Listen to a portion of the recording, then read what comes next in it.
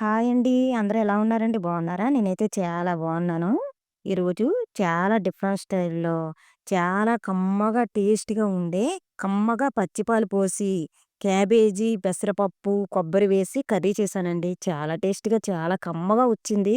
ఎప్పుడు ఒకేలా కాకుండా ఈ స్టైల్‌లో ఒకసారి ట్రై చేశారంటే రైస్‌లోకైనా, చపాతీలోకైనా ఎక్సలెంట్‌గా ఉంటుంది. ఈ కర్రీలో క్రీమ్ పాలు పోయడం వల్ల చాలా టేస్ట్‌గా ఉంటుందండి కూర.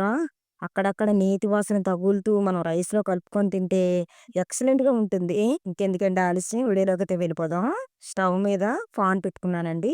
ఇప్పుడు 3 టీ స్పూన్లు ఆయిల్ అయితే వేసుకుందాం. ఆయిల్ హీట్ అయిన తర్వాత ఒక టీ స్పూన్లు మినపగుళ్ళు వేసుకుందాం. టీ స్పూన్లు ఆవాలు, జీలకర్ర వేసుకుందాం. మనం వేసుకున్న మినపగుళ్ళు బాగా వేగిన తర్వాత ఒక మీడియం సైజు ఉల్లిపాయను కట్ చేసుకున్నాను వేసుకుందాము. అలాగే 4, 5 పచ్చిమిరపకాయలను కూడా మధ్యలో కట్ చేసుకొని వేసుకోవాలి. పావు టీ స్పూను పసుపు వేసుకుందాం. కొంచెం కరివేపాకు వేసుకుందాం.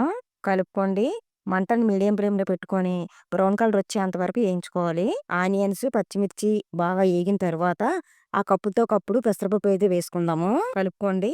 మంటను మీడియం ఫ్లేమ్‌లో పెట్టుకొని పెసరపప్పు మొత్తం బ్రౌన్ కలర్ వచ్చేంత వరకు వేయించుకోవాలి. పెసరపప్పు మంచి అరోమా వచ్చినంత వరకు వేయించుకోవాలండి. బాగా ఏగింది పెసరపప్పు. ఇప్పుడు సన్నగా కట్ చేసుకున్న క్యాబేజీని వేసుకుందామండి. నేనైతే క్యాబేజీని అర కేజీ మీద తక్కువ తీసుకున్నాను కాబట్టి ఆ కప్పుతో కప్పుడు పెసరపప్పు వేశాను. మీరు తీసుకున్న క్యాబేజీని బట్టి పెసరపప్పు అయితే యాడ్ చేసుకోవాలండి. ఇప్పుడు మొత్తం కట్ చేసుకున్న క్యాబేజీని వేసుకుందాము. మొత్తం బాగా కలుపుకొని మంటను మీడియం ఫ్లేమ్‌లో పెట్టుకొని మూత పెట్టుకొని క్యాబేజీని, పెసరపప్పుని సాఫ్ట్‌గా మగ్గించుకోవాలి. చూద్దాం. కలుపుకోండి. మధ్య మధ్యలో కలుపుతూ క్యాబేజీ, పెసరపప్పుని సాఫ్ట్‌గా మూత పెట్టుకొని మగ్గించుకోవాలి. మొత్తం క్యాబేజీ, పెసరపప్పు బాగా మగ్గాయి. ఇప్పుడు సరిపోయేటట్టుగా కారం అయితే వేసుకుందాం.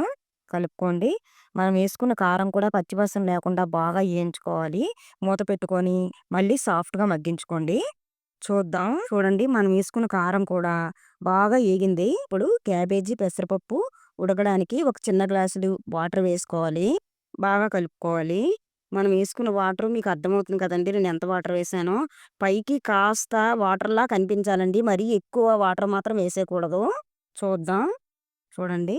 మంటను మీడియం ఫ్లేమ్‌లో పెట్టుకొని, మూత పెట్టుకొని సాఫ్ట్‌గా ఉడికించుకున్నాను. ఇప్పుడు మనం కూరలో వేసుకునే పెసరపప్పు సాఫ్ట్‌గా ఉడికిందో లేదో చూసుకోవాలండి. అలా పట్టుకుంటే మెత్తగా, సాఫ్ట్‌గా నలిగేటట్టుగా ఉండాలి.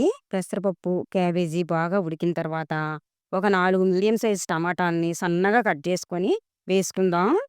బాగా కలుపుకోవాలి. మంటని మీడియం ఫ్లేమ్‌లో పెట్టుకొని, మళ్ళీ మూత పెట్టుకొని టమాటాను కూడా సాఫ్ట్‌గా అయ్యేటట్టు ఉడికించుకోవాలి. చూద్దాం.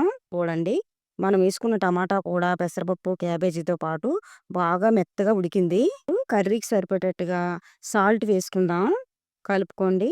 మంటను మీడియం ఫ్లేమ్‌లో పెట్టుకొని, మనం వేసుకున్న సాల్ట్ కూడా కూర మొత్తం కలిసేటట్లుగా కలుపుకొని, ఇంకొక 2, 3 మినిట్స్ ఉడికించుకోవాలి. చూడండి కర్రీ అంతా బాగా మెత్తగా ఉడికిందండి.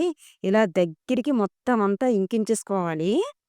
ఒక గ్లాస్‌తో గ్లాసుడు పచ్చి పాలను వేసుకోవాలండి. నేనైతే ఫుల్ క్రీమ్ పాలైతే పోస్తున్నాను. మీకు ఏవి అవైలబుల్ అయితే ఆ పాలు పోసుకోవచ్చు. ఇప్పుడు పచ్చి కొబ్బరిని వేసుకుందాము. ముదరగా ఉన్న కొబ్బరి చిక్కని ఇలా తురుముకొని వేసుకుంటే కూర అయితే చాలా టేస్టీగా ఉంటుంది. ఇప్పుడు సన్నగా తరిగి పెట్టుకొని ఉంచుకున్న కొత్తిమీరని వేసుకుందాము. ఇప్పుడు మనం పోసుకున్న పాలు, కొబ్బరి బాగా కలిసేటట్లుగా కలుపుకోవాలండి. ఈ కర్రీకి పాలు చాలా టేస్ట్ ఉంటాయి. మనం పోసుకున్న క్రీమ్ పాలు కాబట్టి నెయ్యి స్మెల్ వస్తదండి. అదిరిపోద్దనమాట. స్మెల్ బావుంటది. కూర టేస్ట్ కూడా చాలా బావుంటుంది. కొబ్బరి కూడా అక్కడక్కడ తగులుతూ రైస్‌లో కలుపుకొని తింటే ఎక్సలెంట్‌గా ఉంటుంది. కర్రీ రైస్‌లోకే కాదండి చపాతీలోకి కూడా చాలా బావుంటుంది. ఎంతో టేస్ట్‌గా ఉండే పచ్చి పాలుతో పెసరపప్పు, క్యాబేజీ, కొబ్బరి కర్రీ అయితే రెడీ అయిపోయిందండి. చాలా టేస్ట్‌గా, చాలా కమ్మగా ఉంటది. నా ఛానల్‌లో పెట్టిన వీడియోస్ మీకు నచ్చినట్లయితే ప్లీజ్ అండి లైక్ చేయండి, షేర్ చేయండి, కామెంట్స్ పెట్టండి, సబ్స్క్రైబ్ చేయండి. నోటిఫికేషన్ కోసం అయితే గంట సింబల్‌ని అయితే యాక్టివేషన్ చేసుకోండి. Thank you for watching.